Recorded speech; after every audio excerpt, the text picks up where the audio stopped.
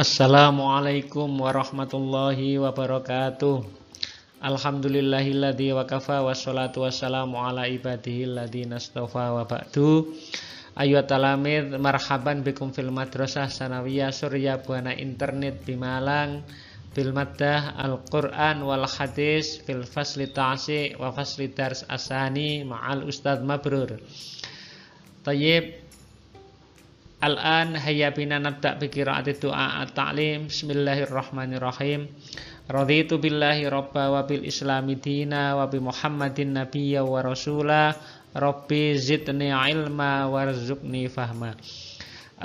Anak-anak sekalian, alhamdulillah pada kesempatan yang berbahagia ini insya Allah kita masih diberi kesempatan, kesehatan, rahmat, taufik, dan hidayah oleh Allah Subhanahu wa Ta'ala, sehingga pada kesempatan yang berbahagia ini pula kita bisa melaksanakan salah satu kewajiban kita, yaitu melanjutkan taklim, di mana pada kesempatan ini kita insya Allah akan fokus belajar tentang bacaan gharib dalam Al-Quran, yaitu naqol. Apa itu naqol? Nanti kita akan pelajari bersama-sama. Anak-anak sekalian, seperti biasa sebelum pelajaran kita mulai, Pak Mabrur tentu punya harapan yang dituangkan dalam kompetensi dasar ya, atau KD, sekaligus indikator bahwa anak-anak nanti seusai pembelajaran ini diharapkan mampu menjelaskan ketentuan bacaan naqol.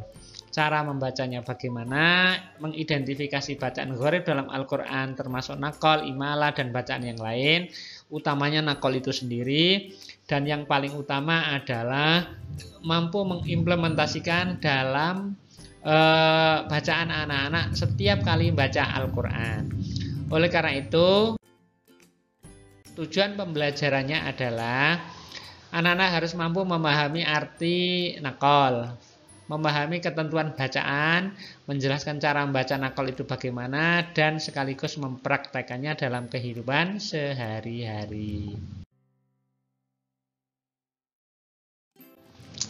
Anak-anak sekalian, ada beberapa peta kompetensi yang di sini disebutkan oleh Pak Mabrur, sekaligus sebuah harapan-harapan ya, bahwa peta kompetensinya adalah berupa sikap cermat, yaitu ketika menyimak bacaan Al-Quran dengan khidmat bisa terbiasa atau mampu membiasakan membaca Al-Quran dengan tartil sesuai dengan kaidah ilmu tajwid, bisa menampilkan sikap cermat dalam kehidupan sehari-hari, dan yang paling penting dalam kompetensi ini adalah membiasakan sikap cermat dalam kehidupan sehari-hari.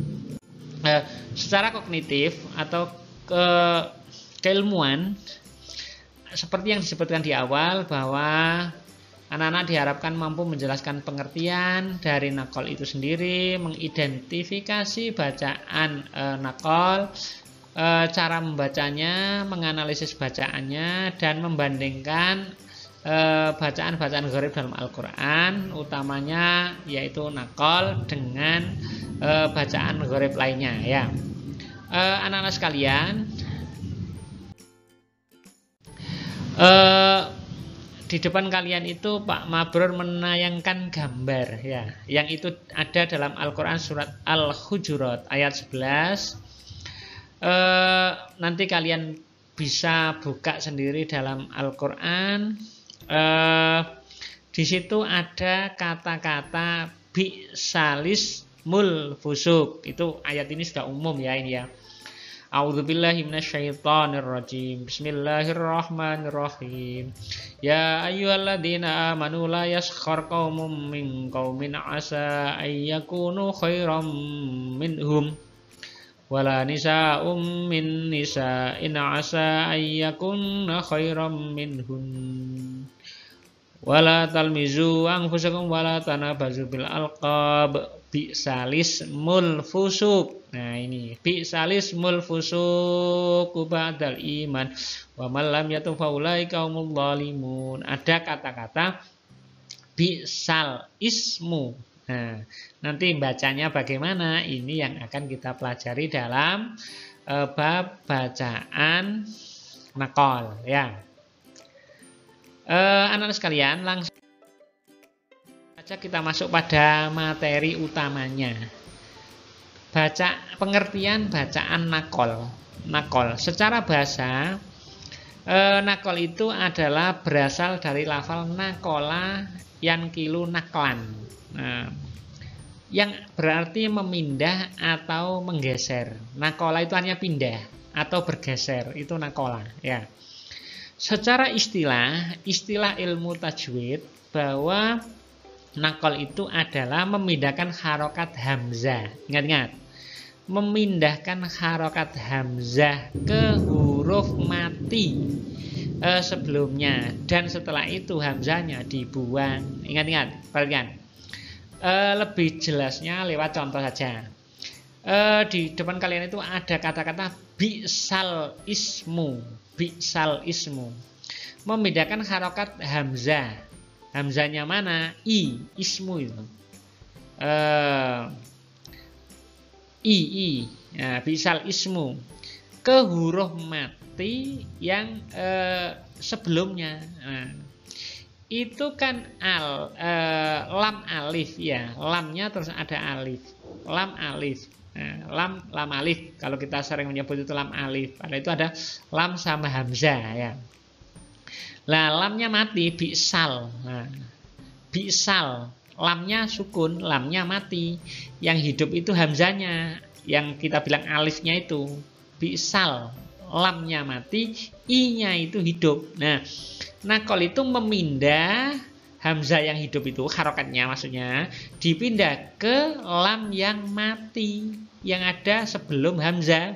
Bi'sal ismu, awalnya begitu, lamnya yang sukun, i-nya, hamzahnya yang berharokat kasroh itu hidup. Nah, pengertian nakol itu memindah harokat hamzah kepada huruf sebelumnya yang semula mati, sehingga bunyinya kemudian setelah itu hamzahnya dibuang. Nah, Pak Mabrur ulangi lagi biar lebih jelas. Nakol itu adalah memindahkan harokat hamzah. Awalnya kan ismu alif, kemudian lam dan alif, lamnya sukun, bi'sal. Bi'sal itu artinya lamnya sukun, ismu, i-nya hidup. Nah, nakol itu memindahkan harokat hamzah, harokatnya hamzah yang kasroh itu dipindah kepada huruf sebelumnya. Huruf sebelumnya itu kan lam, ya kan? Setelah harokatnya hamzah dipindah ke huruf sebelumnya, hamzahnya kemudian dibuang. Tak ulangi sekali lagi. Nakol adalah memindahkan harokat hamzah yang kasroh itu dipindah kepada lam, yaitu huruf sebelum hamzah itu. Setelah dipindah, kemudian hamzahnya tadi dibuang, sehingga yang semula bunyinya bi'sal ismu menjadi bi'salismu. Nah, paham anak ya? Yang semula bi'sal ismu menjadi bi'salismu. Nah, itu anak ya, insya Allah paham ya. Anak-anak sekalian,